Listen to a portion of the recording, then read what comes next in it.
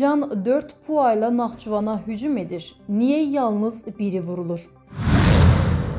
Pezeşkiyanın Əliyevə zəng etməsinə kim imkan vermir? Bayramova gecə yarısı gələn bu zəng İrana tərs şillə oldu. Azərbaycanın İrana cavabı necə olacaq? Zülfüqarov. 5 martda İranın Naxçıvana 4 PUA ilə hücum etdiyi barədə Azərbaycan Müdafiə Nazirliyi açıqlama yaydı. Rəsmi məlumatda bildirilirdi ki, İranın 4 dronundan biri vurulub, 3-ü isə Naxçıvanın mülki infrastrukturuna düşüb. İranın 4 PUA-sından cəmi birinin vurulması suallar yaradıb. Müdafiə Nazirliyinin açıqlamasına qədərsə, İranın 2 PUA ilə hücum etdiyi, birinin Naxçıvan aeroportuna, digərinin isə orta məktəb yaxınlığına düşdüyü bildirilirdi. 3-cü PUA-nın hara düşdüyü haqda detallar elan edilməyib. Digər tərəfdən, Müdafiə Nazirliyi hücum edən PUA-ların növü haqda da rəsmi bilgi verməyib.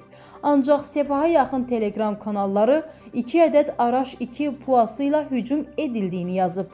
Araş-2 2020-ci ildən İran ordusunun arsenalına daxil edilib. Uzaq mənzilli bir tərəfli hücum pilotsuz təyyarəsidir. 2000 kilometr zərbə mənzilinə malikdir və 150 kiloqram döyüş başlığı daşıyır. Təkmilləşmiş drondur və dağıdıcı gücü də az deyil. Uzaq mənzilli PUA-nın Azərbaycan sərhədi istiqamətində hərəkəti əlbəttə ki, əvvəlcədən təsbit edilmişdi. Bəs niyə Azərbaycanın hava hücumundan müdafiə sistemləri yalnız birini vura bilib? 1. Böyük ehtimalla təsbit edilən obyektlərin Azərbaycan sərhədi yaxınlığında uçması hazırda İranda müharibə səbəbindən normal qarşılanıb. 2. PUA-ların Azərbaycan sərhədini qısa müddətli keçməsinə görə dərhal hərəkətə keçilməsi və vurulması haqda komandanlığın əvvəlcədən qərarı olmayıb. Bu, qısa müddətli və təsadüfi sərhəd pozuntusu da sayıla bilər ki, bu zaman PUA-nın vurulması İran tərəfindən düşmənçilik kimi qəbul oluna bilərdi. Təsadüfi deyil ki, İran Körfəz ölkələrini həm də İsrailə uçan raketlərini zərərsizləşdirdiyi üçün hədəf seçib. 3.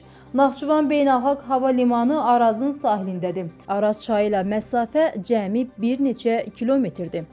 PUA-ların Azərbaycan sərhədini pozması qeydə alınanda onların hələ hücum etdiyi bəlli deyildi. Yəni, İran PUA-ları təxminən 1 kilometr sərhədimizə daxil olmuşdular. Bu, sərhəd pozma da ola bilərdi. Belə çıxır ki, İran PUA-ları sərhədi keçən kimi zərbə indirib. 4. İranın 2 PUA-sının zərbə indirdiyi şahidlər tərəfindən qeydə alınıb. Bu görüntülər hər yerdədir. Amma 3-cü və vurulan 4-cü PUA-nın görüntüsü yoxdur. Beləliklə, versiya budur. İran PUA-larının sərhədimizə doğru hərəkəti qeydə alınır, ancaq onların təsadüfən sərhədə pozduğu tərəddüdü yaranır. Çünki İranın Azərbaycana hücum üçün heç bir səbəbi yoxdur. Ancaq PUA-ların sərhədi keçən kimi hücum etdiyi müşahidə olunduğu üçün növbəti PUA məhv edilir. Mümkündür ki, 4-cü PUA-nın ümumiyyətlə sərhədi pozmasına imkan verilməyib. Ona görə də sakinlər onu qeydə ala bilməyib. Artıq Azərbaycan ordusuna tapşırıq verilib və səfərbərlik vəziyyəti elan edilib. İndi sərhədimizə yaxınlaşan uçan obyektin dərhal məhvi artıq göstərişdir. İspaniya hökuməti Amerika Birləşmiş Ştatlarının İrana qarşı hərbi əməliyyatda əməkdaşlıqdan imtina etdiyini açıqladıqdan sonra İran prezidenti Məsud Pezeşkiyan vaxt itirmədən sosial mediada İspaniyaya təşəkkürnamə yazdı. Ancaq Məsud Pezeşkiyan martın 5-də Naxçıvana atılan dronlarla bağlı nə Azərbaycanlı həmkarı İlham Əliyevə zəng etdi, nə də heç olmazsa sosial şəbəkədə məsələyə aydınlıq gətirən status paylaşdı. Böyük ehtimalla Məsud Pezeşkiyan martın 5-i gün ərzində bu barədə ciddi düşünüb.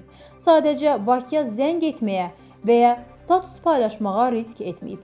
Çünki Məsud Pezeşkiyan İlham Əliyevə zəng etsəydi, ya üzr istəməli idi, ya da deməli idi ki, məsələ araşdırılır. Görünür, Pezeşkiyan düşünüb ki, bu iki variantdan birini seçərsə, ölkəni idarə edən və anti-Azərbaycan mövqeyindən çıxış edən Sepah generalları ilə üz-üzə qalacaq. Ancaq Pezeşkiyan anlamamış deyil ki, susqunluğu onun İlham Əliyevlə arasındakı tərəfdaşlıq münasibətlərinin üstündən xətt çəkir. Halbuki, iki ölkə prezidenti arasında normal münasibətlər formalaşmışdı. Axar TV xəbər verir ki, bu sözləri politoloq Elxan Şahinoğlu qeyd edib. İran eyni ilə Rusiyanın yolu ilə gedir. Rusiya Azərbaycanın mülki təyyarəsini raketlə vurduqdan sonra əvvəlcə olayı inkar etdi. Sonra üzrxahlıq gəlsə də kompensasiya ödənmədi. Cinayətkarlar cəzalandırılmadı və buna görə iki ölkə arasındakı münasibətlərdə suallar ortadan qaldırılmayıb. İran da hələ ki Rusiya kimi inkar edir. Naxçıvana dron atmamışıq prinsipindən çıxış edir. Ancaq bu yanaşma iki ölkə arasındakı onsuz da suallarla dolu olan münasibətləri növbəti gərginlik mərhələsinə keçirəcək. Buna görə Məsud Pezeşkiyanın İlham Əliyevə zənginə ehtiyacı var. O bildirib. Qeyd edək ki, İran 5 martda Naxçıvan aeroportuna və aeroport yaxınlığındakı orta məktəbə hücum edib. Nəticədə terminal və uçuş-enmə zolağı zədələnib. Məktəb binasına ziyan dəyib. 4 nəfər yaralanıb. Martın 5-də İranın 4 ədəd PUA ilə Naxçıvan Beynəlxalq Hava Limanı və orta məktəbə hücumu, mülki infrastrukturu hədəf alması və 4 nəfərin xəsarət alması bütün dünyada geniş reaksiyalara səbəb oldu. Prezident dərhal orduya hazırlıq əmri verdi, bu hücumu sərt şəkildə qınadı. Bunun ardınca isə Azərbaycana, dövlət başçısına və Xarici İşlər Nazirinə dəstək zəngləri ard-arda düzüldü. Böyük miqyaslı informasiya və siyasi dəstək içində Ceyhun Bayramova bir zəng son dərəcə gözlənilməz oldu. Martın 5-dən 6-sına keçən gecə Ermənistan Xarici İşlər Naziri Ararat Mirzoyan Azərbaycanlı həmkarına zəng edərək Naxçıvana hücum fonunda regional eskalasiyanı müzakirə etdi. Bir neçə gün əvvəl 28 fevraldan İsrail və Amerika Birləşmiş Ştatlarının İrana zərbələri ərəfəsində İran ekspertləri və bu ölkənin Ermənistandakı səfiri bir daha dəhlizlə bağlı sərt mövqe ortaya qoymuşdu. Bir daha Ermənistan sərhədlərinin İranın qırmızı xətləri olduğunu xatırlatmışdılar. Bir daha İranın bu mövqeyinin dəyişmədiyi barədə xəbərdarlıq etmişdilər. Bu təkrardan, xatırlatmadan bir neçə gün sonra isə həmin Ermənistanın Xarici İşlər Naziri Azərbaycana zəng edib İranın pis əməlini qınayır və Bakı ilə həmrəy olur. 30 ildən çox məhz İranın sayəsində Azərbaycan torpaqlarını işğalda saxlayan bir ölkənin Xarici İşlər Nazirinin İran dron zərbəsinə görə Bakıya zəngi Tehranın 40 illik siyasətinin təkcə yanlış olması demək deyildi, həm də məhvi idi, darmadağın olmasıydı. Tehranın 10 illərdir qurduğu arxitektura, hərbi struktur darmadağın edilir. Müdafiə sistemi sıradan çıxarılır. İran səmasında İsrail qırıcıları süzür. Raket sistemi 28 fevralda İran 350 raket atmışdısa 5 martda 40-a qədər raket ata bilib. Deməli, buraxılış sistemləri məhv olub. Nüvə təsisatı darmadağın edilir. Hüquq mühafizə sistemi tək-tək, məhəllə-məhəllə vurulur. Şiə hilalı, proksilər məhv edildi. İş o yerə çatıb ki, Livan İran vətəndaşlarına viza tətbiq etdi. Bu ölkədəki bütün Sepah üzvlərinin isə qeyd-şərtsiz saxlanacağı elan edildi. Hətta Sepah üzvü turist kimi ora getsə də. İqtisadiyyat tam çöküb, inflyasiya idarə olunmaz səviyyədədir. Siyasət, qonşularla 10 illərdir qurulan əlaqələr tam çöküb. İranın ordusuyla müdafiə etməyə hazır olduğu ölkə, məsələn, Ermənistan, Tehranın siyasətinin necə iflasa uğradığını ötən gün nümayiş etdirdi. İranın 47 ildə qurduğu bütün sistem çöktü. Azərbaycan üçün əsas məsələ İran rəsmilərinin bu hadisəyə necə reaksiya verəcəyidir. Onlar bunun səhv olduğunu etiraf edəcəklərmi? Məsul şəxslərin cəzalandırılacağını deyəcəklərmi? Yoxsa başqa mövqe tutacaqlar? Bu, bizim gələcək addımlarımızı müəyyən edən əsas amildir. Yəni, biz kimə cavab verəcəyimizi bilməliyik. Səhv etmiş dosta mı, yoxsa qəsd edən düşmənə?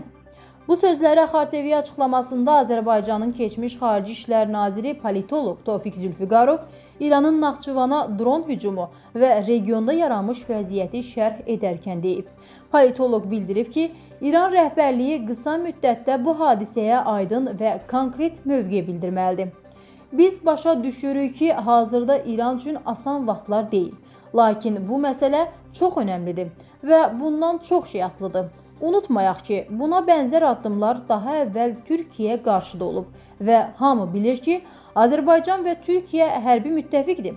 Ona görə də bu məsələ İran üçün strateji əhəmiyyət daşıyır. Tehran müəyyən etməlidir ki, sərhədləri yaxınlığında dost ölkələri görmək istəyir, yoxsa Azərbaycan və Türkiyəni düşmən kimi qəbul edir?